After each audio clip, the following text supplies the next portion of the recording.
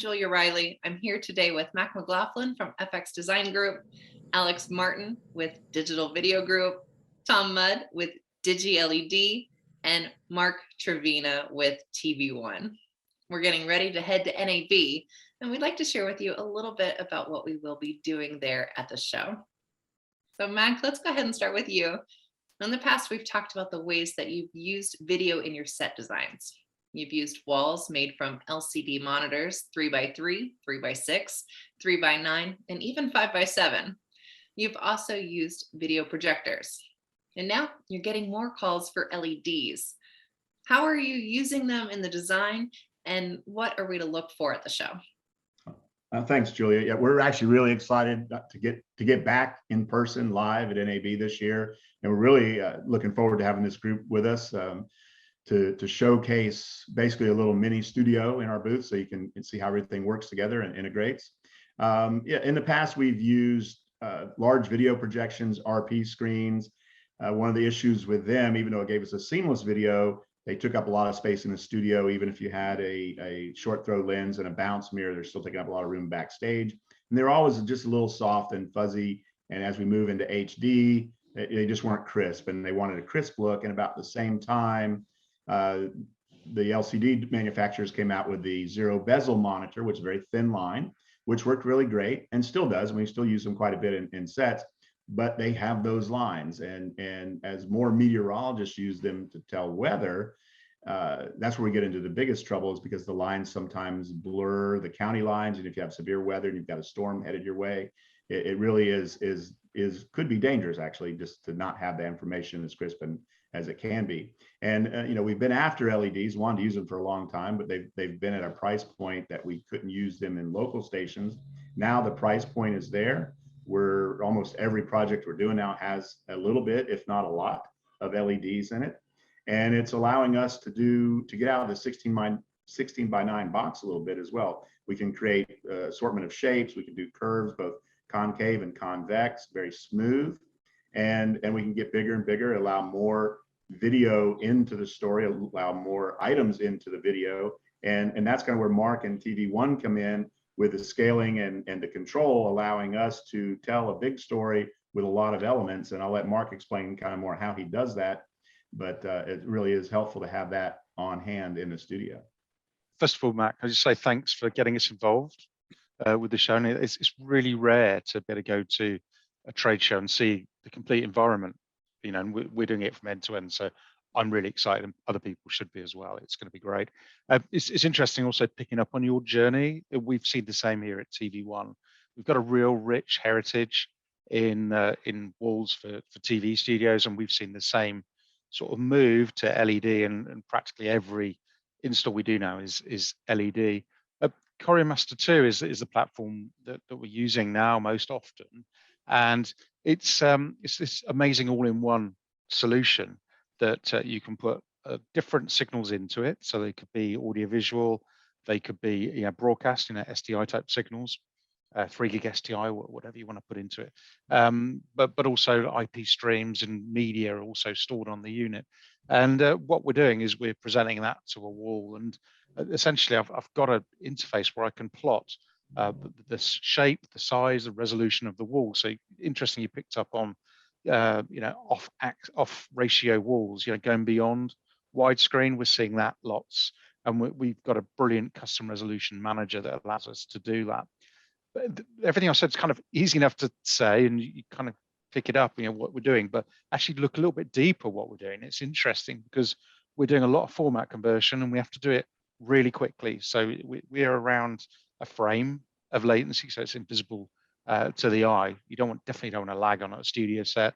And as you said, we're putting windows on there, and you might have a window of one format over another, or we might even be using different versions of, say, HDCP. You might have HDCP 2.2 display, and we're putting on 1.4, or you know, and we need to manage all that. So it is a complex problem, but our part in the middle of this is to provide an all-in-one solution that you can take output that's either stored on the device or is coming from the gallery, and putting it on the wall and displaying it with windows. And that really adds to the sort of visual performance of it all, and it makes, I call it an LED visual experience.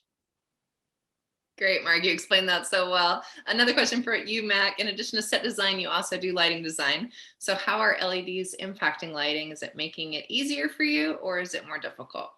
It's a great question, and actually LEDs have made our life a lot easier.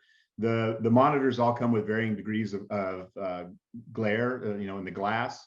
Some have a little matte finish, but many don't, and it causes us to do a lot of extra work in the studio to get rid of that glare. And then also, if you have a key wall in the studio, the green bounce. The LEDs have a nice matte finish, black finish, which really helps us out a lot. So we're really happy with that. Excellent. All right, Tom, let's go ahead and go on over to you. Now, our project's coming together. We've created shapes of LED dropped into the set. We know that the lighting is going to work well, but what other design factors must be considered before we place LEDs in front of the camera? Thank you for the question, Julia.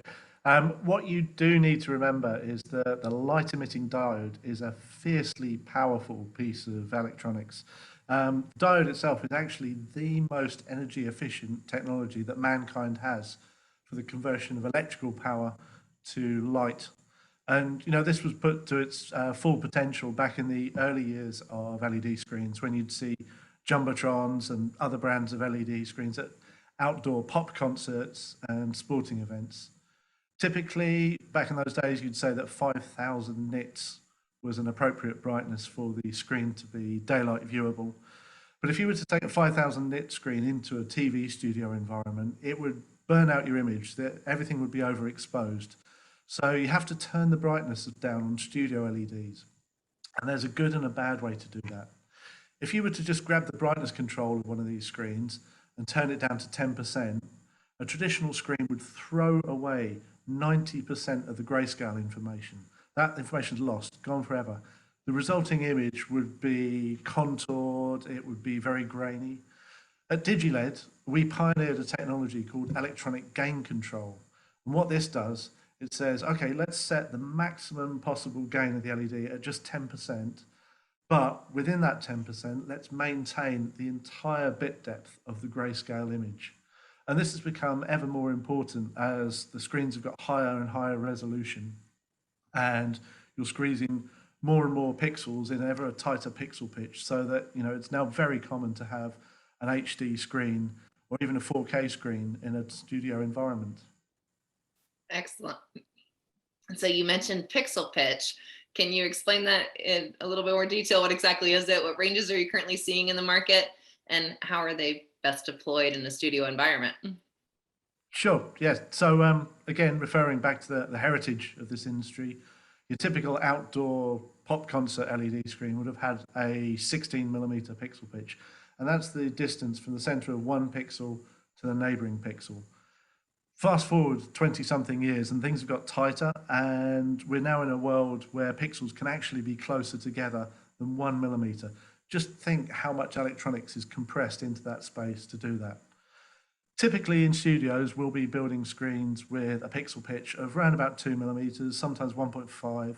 We actually have a 1.3mm pixel pitch on display on the booth today.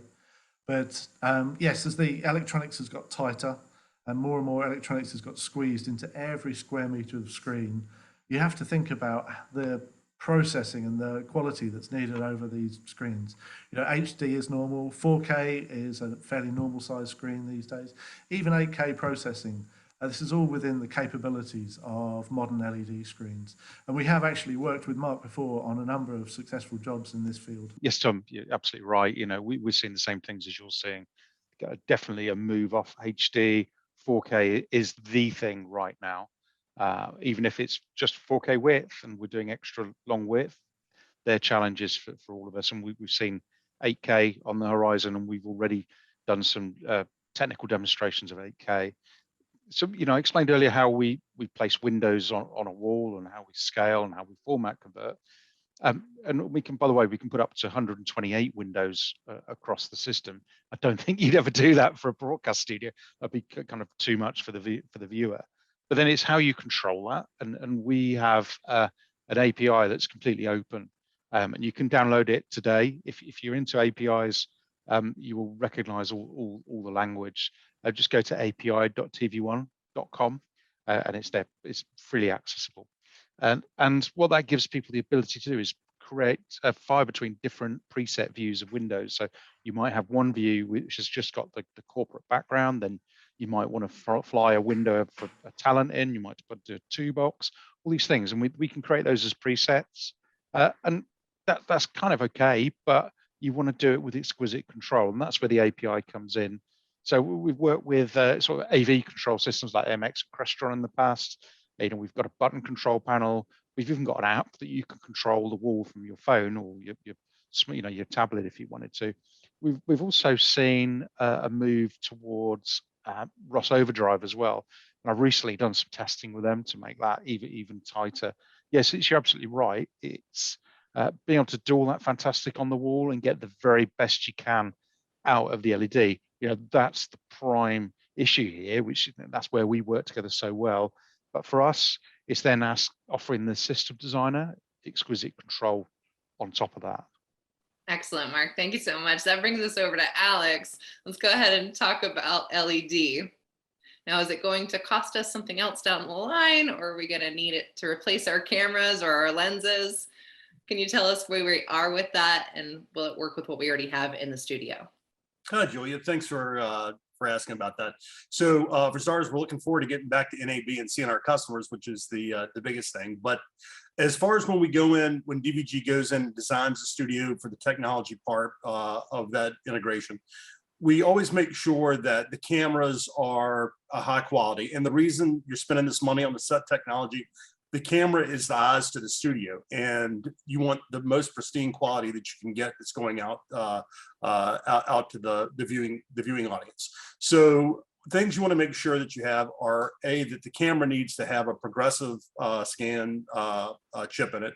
Also, you need to make sure that you're able to do things like clear scan. That helps with moire and movement and stuff of that nature that may be picked up in any of the LED or LCD or any other monitors that are on set. Another big thing that's very important is the lenses.